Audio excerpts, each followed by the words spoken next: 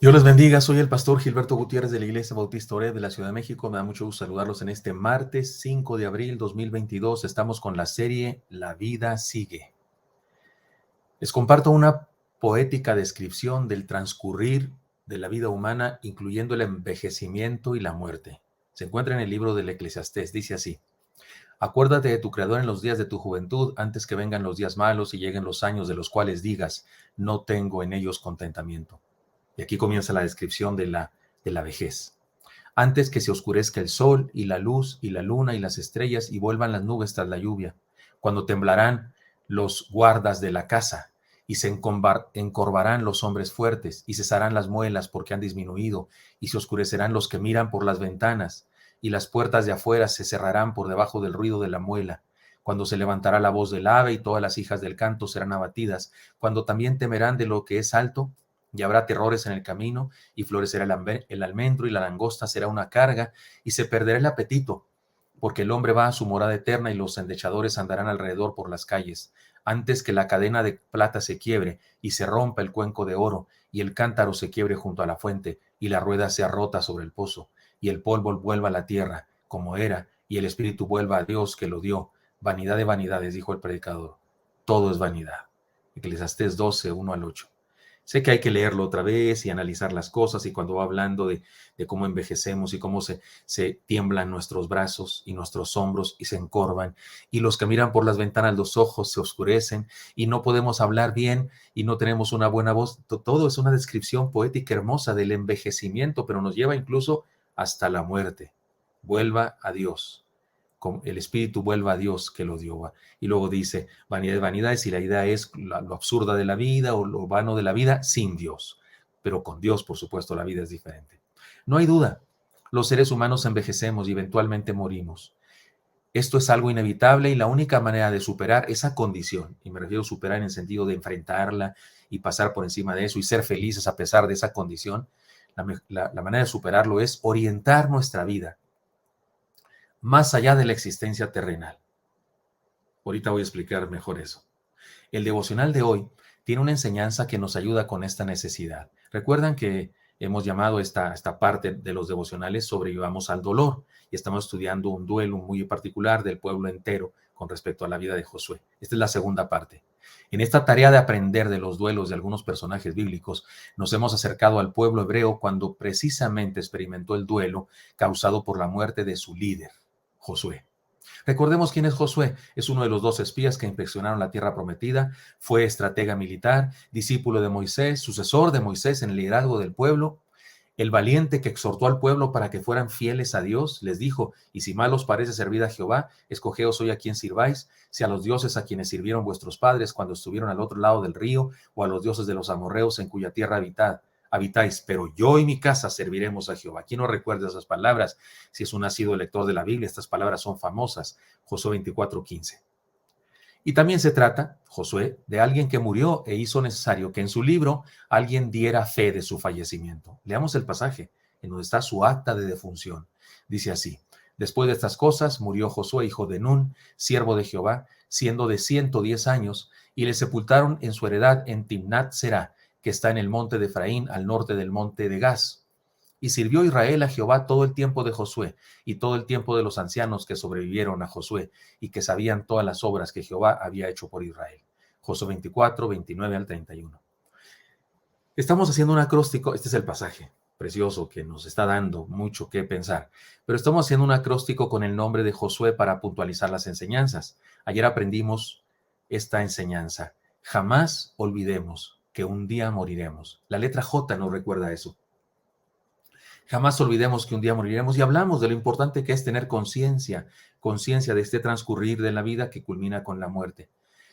Y aprendimos que el texto donde dice: después de estas cosas murió Josué, hijo de Nun, siervo de Jehová, siendo de 110 años, es una declaración, una aprobación de esta situación. El pueblo hebreo no negó esta circunstancia, la asumió con fe, con valor, entendiendo que se trata de ciclos en la vida.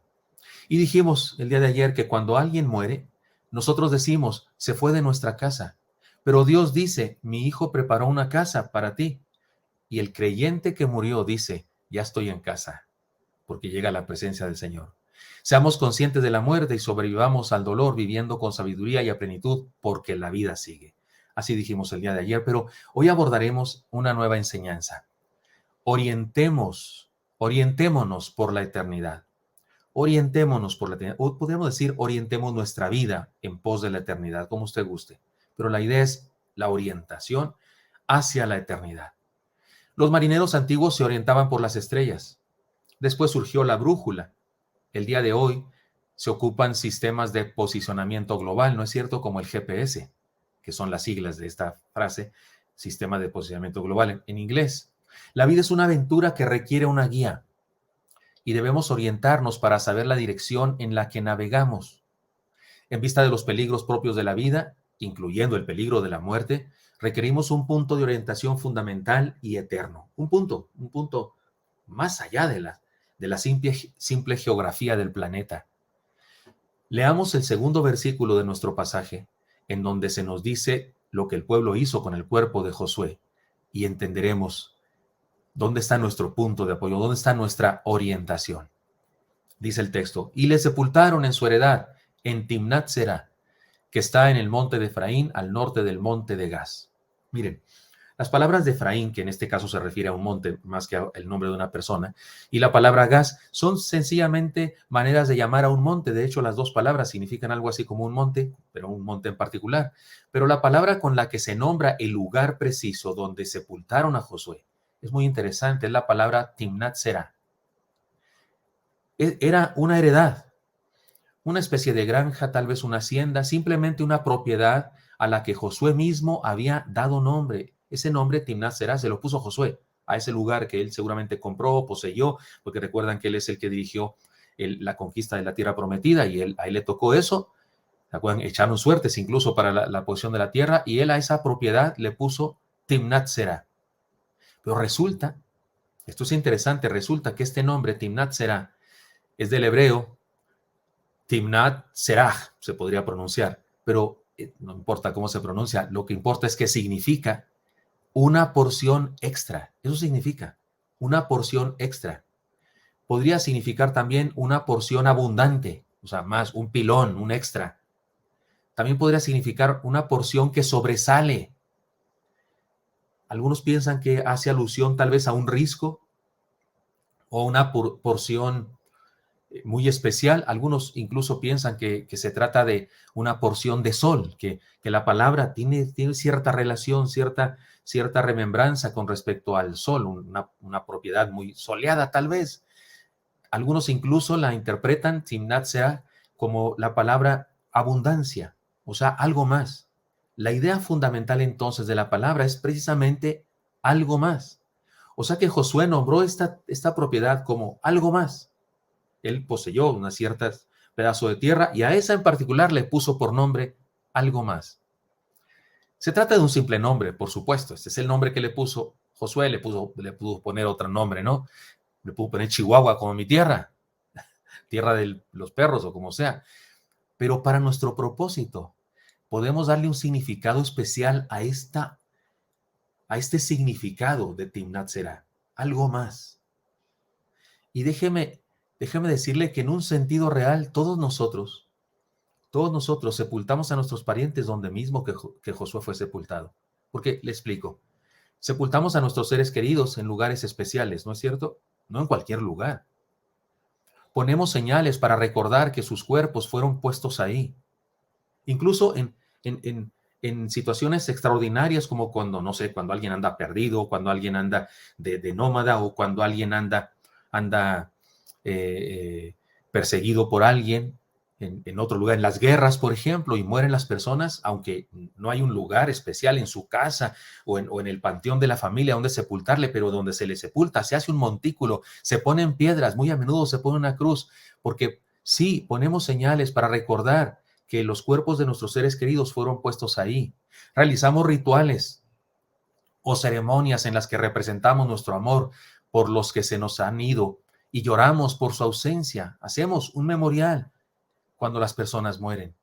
Oramos y cantamos alabanzas. En el caso de los cristianos, incluso oramos y cantamos alabanzas a Dios, recordando a nuestros seres queridos que se nos adelantaron. Y todo eso lo hacemos Escúcheme bien y dígame, dígame si no es verdad esto. Y todo eso lo hacemos porque nos resistimos a creer que la vida ha llegado a su fin. No resistimos a creer que es así. No aceptamos. Y no es negación, no es ese duelo del que maneja la psicología, que la negación. No necesariamente, no es ese duelo de la negación. No, pero no resistimos a creer que esa vida maravillosa de ese papá, de esa mamá, de ese hermano mayor, de ese hijo, de ese tío, de ese abuelo, de ese hermano en la fe, no resistimos a creer que ha llegado a su fin.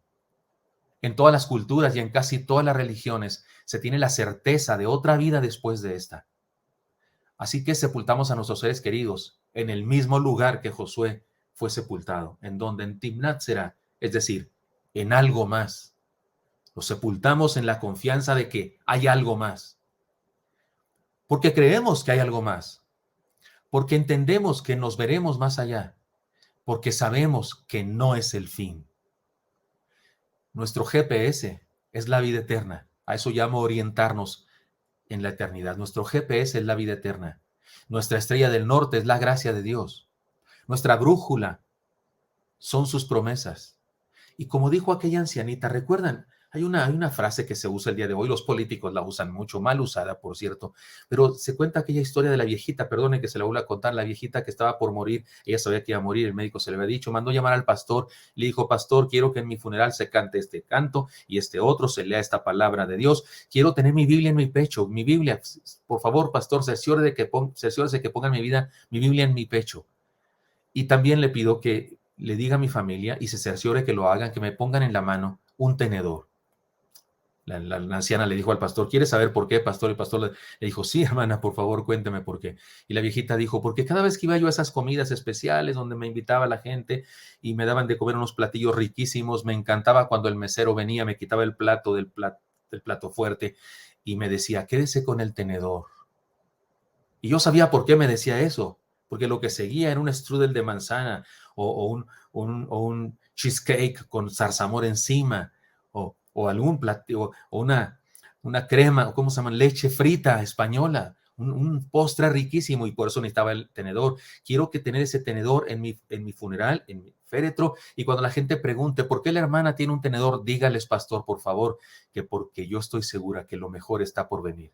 Usamos esa frase y la usan los políticos y la usa la gente para referirse a que mañana será mejor día, o que dentro de un mes tendremos mejor, o que triunfaremos, o que después de este sexenio del presidente en turno nos va a dar un mejor país y lo mejor está por venir. Pero esta enseñanza, esta frase, la acuñó una ancianita que se refería a la muerte y se refería a lo que pasa después de la muerte física, que es la vida eterna.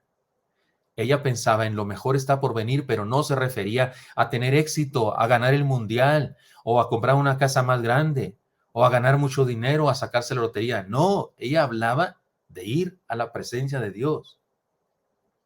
Nuestro GPS es la vida eterna. Nuestra estrella del norte es la gracia de Dios y nuestra brújula son las promesas de Dios. Así es que, hermanos míos, orientemos nuestra vida por la eternidad, porque la vida sigue.